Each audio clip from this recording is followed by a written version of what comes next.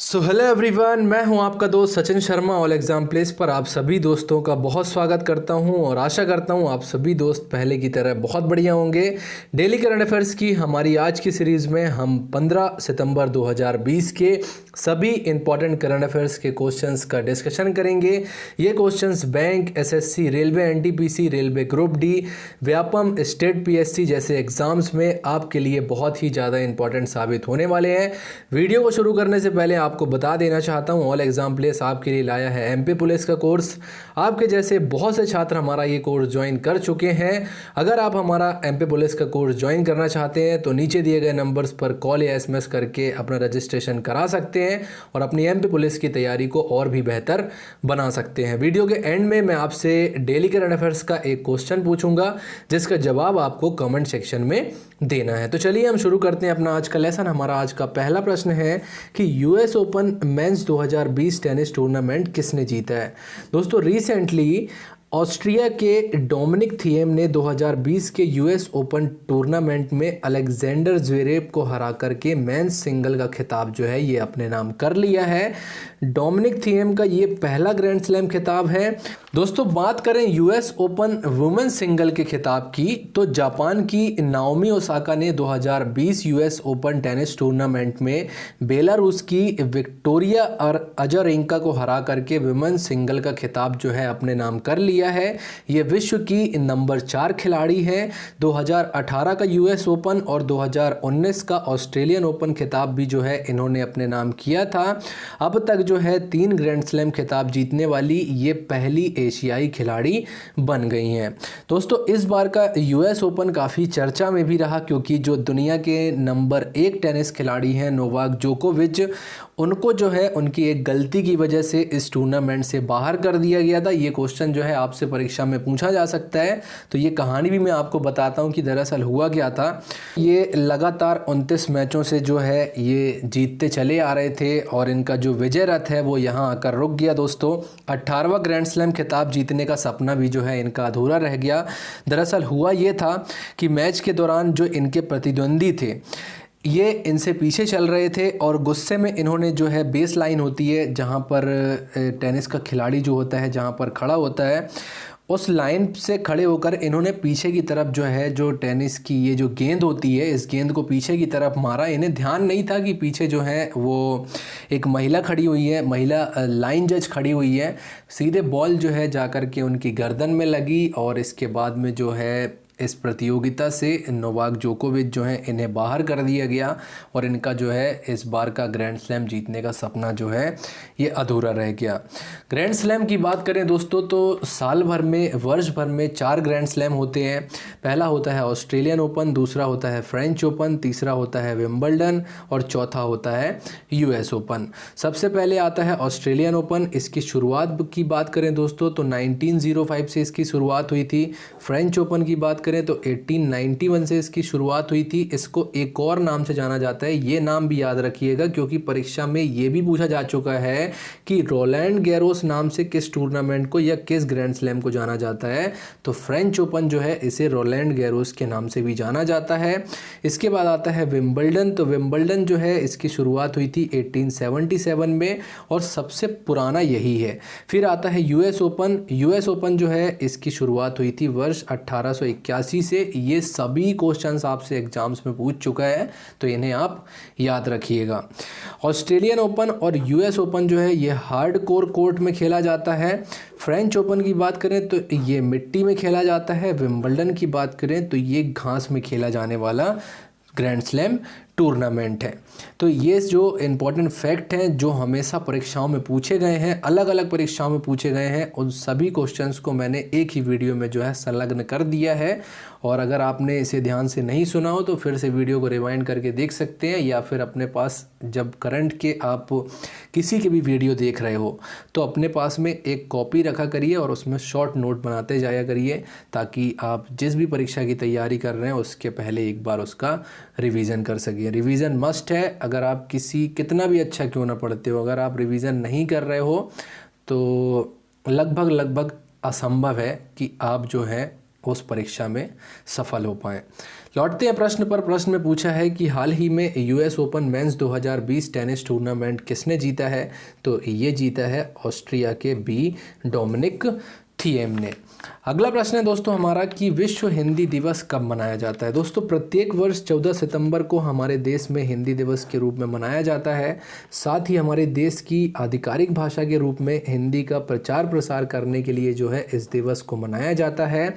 हमारे जो संविधान का अनुच्छेद 343 है, इसके तहत हिंदी जो है इसे राजभाषा का दर्जा दिया गया है, राष्ट्रभाषा का दर्जा नहीं दिया गया है। यहीं पर कंफ्यूज हो जाते हैं बच्चे, तो इन चीज़ों को ध्यान रखिएगा।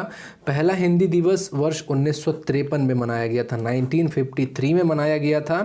पूर्व प्रधानमंत्री हमारे जो भारत देश के पहले प्रधानमंत्री थे पंडित जवाहरलाल नेहरू, इनके द्वारा इस दिन को मनाने की जो है घोषणा की गई थी।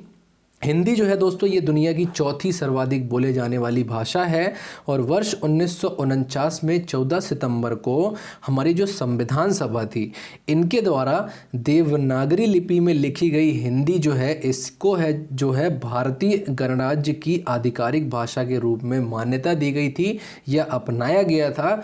इसीलिए 14 सितंबर को हम हिंदी दिवस के रूप में मनाते हैं। तो हमारा जो प्रश्न है कि विश्व हिंदी दिवस कब मनाया जाता है, तो ये मनाया जाता है सी 14 सितंबर को।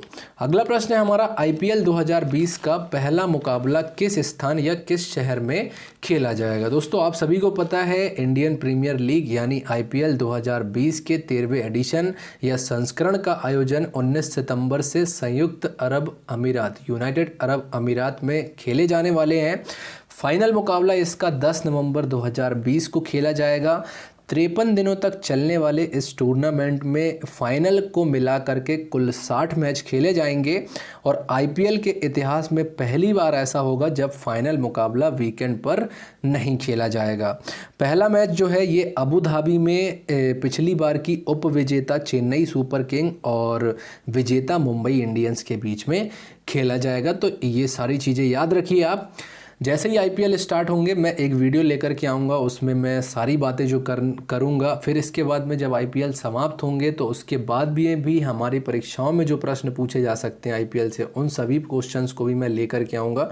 तो आईपीएल के लिए आप बिल्कुल निश्फिक्र हो जाइए। आईपीएल से रिलेटेड जितने भी क्वेश्चन बनते हैं और जो भी एग्ज़ाम्स में पूछे जाते हैं उन सभी क्वेश्चन जो हैं उसको मैं एक सेपरेट वीडियो ला करके कवर करूँगा। अभी फ़िलहाल के लिए इतना याद रखिए कि पहला मुकाबला जो है ये किस स्थान पर खेला जाएगा, तो ये खेला जाएगा सी अबू धाबी में।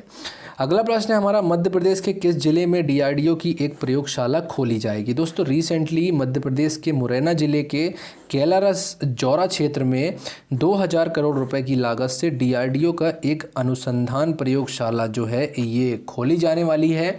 इस प्रयोगशाला की स्थापना के लिए मुरैना जिले में लगभग 350 हेक्टेयर की भूमि जो है इसका अधिग्रहण भी सरकार के द्वारा कर लिया गया है। डीआरडीओ का पूरा नाम होता है defence research and development organisation, जिसे हिंदी में रक्षा अनुसंधान और विकास संगठन कहा जाता है। इसकी स्थापना इसरो के भी पहले हुई थी, 1958 में हुई थी। जो नासा है अमेरिकी अंतरिक्ष एजेंसी है, वो भी 1958 में ही इस्टेब्लिश्ड हुई थी। नेशनल एरोनॉटिक्स स्पेस एडमिनिस्ट्रेशन जो है अमेरिका की अंतरिक्ष स्पेस एजेंसी नासा, ये और डीआरडीओ जो है ये एक ही वर्ष में स्थापित हुए थे। तो इसको रिलेट करके आप याद रखिएगा, क्योंकि जब रिलेट करके आप किसी चीज़ को याद करते हैं तो वो बहुत लंबे समय तक हमें याद रहती है।